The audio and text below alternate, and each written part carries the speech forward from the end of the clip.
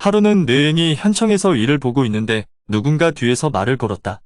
뇌행이 뒤돌아보니 현청에서 잡일을 도와주고 있는 이소희라는 사람이었다. 이소희는 뇌행에게 요사이 저작거리에서 유명한 백수영을 아느냐고 물었다. 뇌행이 그런 이소희에게 백수영이 누구냐고 되물었다.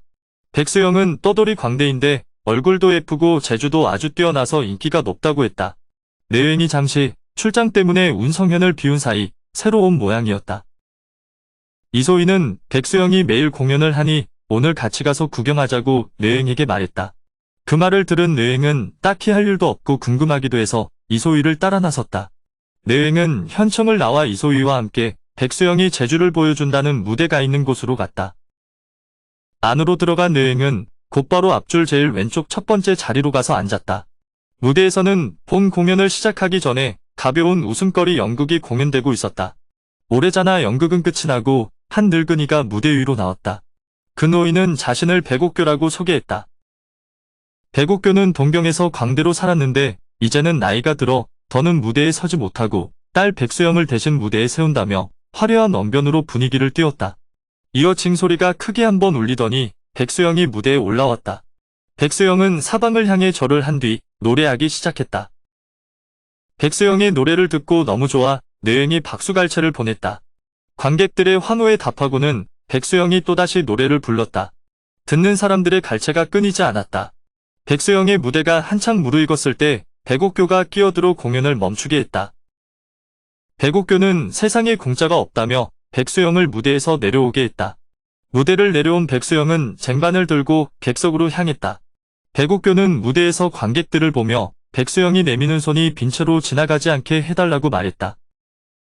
백수영이 쟁반을 들고 자리를 돌기 시작했을 때 뇌행의 자리가 왼쪽 제일 앞줄이라 절로 뇌행에게 먼저 가게 되었다.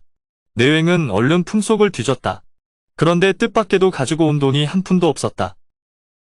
미안한 마음에 뇌행이 백수영에게 오늘 깜빡하고 돈을 한 푼도 가져오지 않았으니 내일 두둑하게 돈을 주겠다고 했다. 그러나 백수영은 사람은 앉은 자리값을 해야 한다며 몇 푼이라도 정성을 보여달라고 웃으며 졸랐다. 그러자 뇌행의 얼굴이 벌개져서 어찌할 줄 몰랐다. 뇌행은 자기가 돈을 주기 싫어서 그러는 게 아니라 정말 돈을 가지고 온 것이 없다고 다시 한번 백수영에게 말했다. 그러자 백수영은 노래를 들으러 오면서 어찌 돈을 안 가지고 왔냐고 쏘아붙였다. 뇌행은 더욱 난처해했다. 그래도 백수영은 지나가지 않고 오늘 돈이 없는 사람이 내일 줄 돈은 쉽게 말한다며 뇌행 앞에 서서 빈정댔다. 그 모습을 보고 있던 백옥교가 성한 사람하고 천사람을 구별도 못하느냐고 백수영에게 소리를 질렀다. 졸라도 사람을 보고 졸라야지 아무것도 모르는 사람은 그냥 지나가라고 했다. 그 같은 백옥교의 말에 뇌행은 화가 치솟았다. 결국 뇌행과 백옥교 사이에 거친 말들이 오고 갔다. 옆에 있던 사람들이 시비가 붙은 걸 보고 모두 일어나서 구경했다. 그때 사람들 중에 뇌행을 알아보는 이가 있어 백옥교에게 뇌행이 현이 도두라고 일러줬다. 그러나 백옥교는 그 사람의 말을 일부러 비꼬아 받았다. 겁을 내기는커녕 오히려 놀렸던 것이다. 뇌행은 더 참지 못하고 자리를 차고 일어나 무대로 달려가서 백옥교를 끌어내렸다.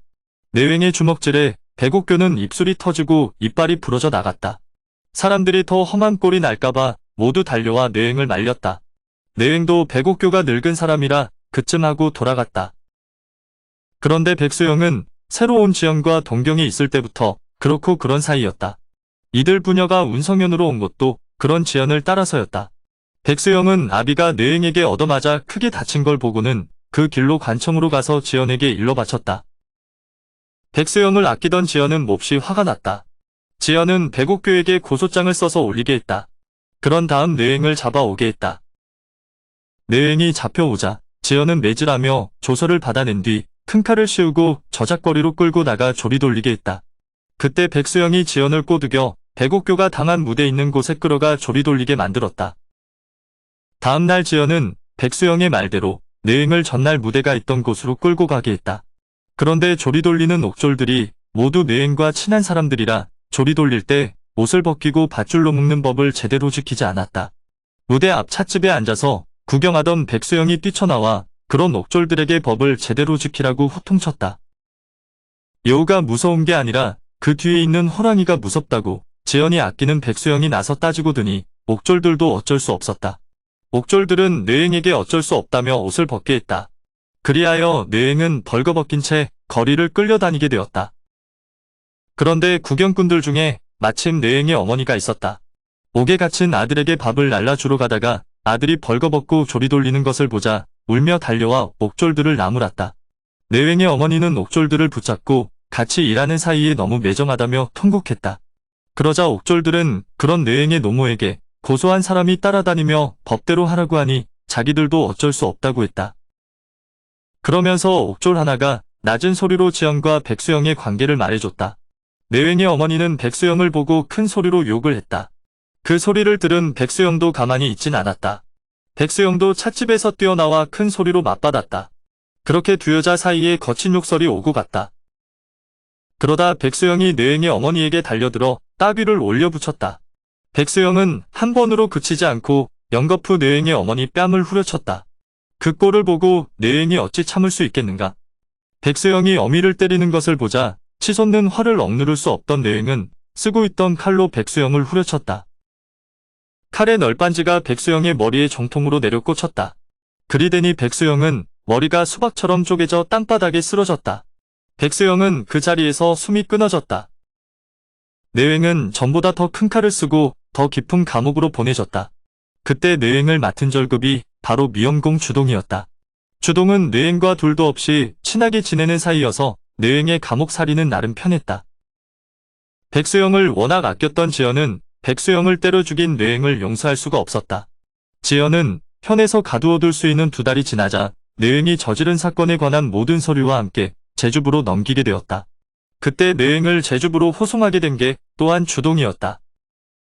주동은 10여 명 옥졸들과 함께 뇌행을 호송해 운성면을 떠났다. 그러다 한 십리쯤 가다 보이는 술집에서 술 한 잔씩 하고 가자고 했다. 옥졸들은 좋아라 그 말을 따랐다. 옥졸들이 술을 마시고 있는 사이 주동은 뇌행을 데리고 술집 뒤 으슥한 곳으로 갔다. 거기서 뇌행이 쓴 칼을 벗겨주고 묶인 것도 풀어주었다. 그러면서 어머니를 모시고 다른 곳으로 피하라고 했다.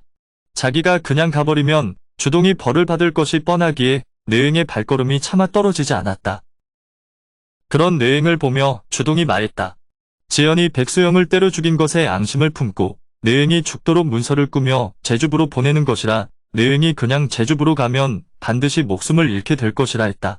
그러면서 주동은 자기는 딸린 처자식도 없고 뇌행을 놓쳤다고 죽을 죄로 처벌받지도 않을 것이라고 뇌행을 안심시켰다.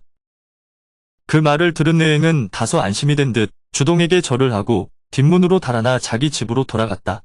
그리고 대강 보따리를 꾸린 뒤 늙은 어머니를 모시고 그날 밤으로 양산박을 찾아 떠났다.